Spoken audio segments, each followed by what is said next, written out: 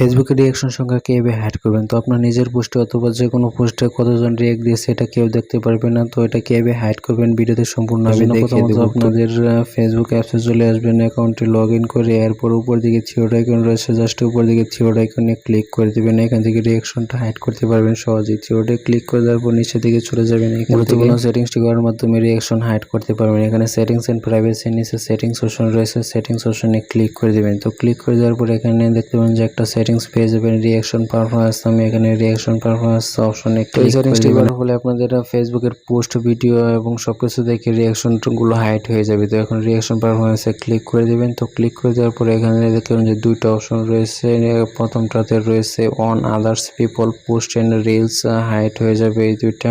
তো এখানে 2 নম্বরটাতে রয়েছে on your post and reels, এই দুইটাই হাইড হবে। এখানে আপনাদের পোস্টের রিঅ্যাক্ট হাইড হয়ে যাবে, আপনার হোম পেজে শো করবে হাইড হিসাবে এবং নিজের পোস্টের রিলসের সবকিছু হাইড হিসাবে শো করবে। আপনারা কেউ দেখতে পারবেন না আপনার রিঅ্যাকশন। অবশ্যই দুইটাই অন করে দিবেন। তো অন করে সম্পূর্ণভাবে লাইভ প্রুফ দেখিয়ে দিব হোম পেজে কিরকম দেখাচ্ছে। তো এখানে দুইটাই অন করে দেওয়ার পর ব্যাগে চলে যাবেন।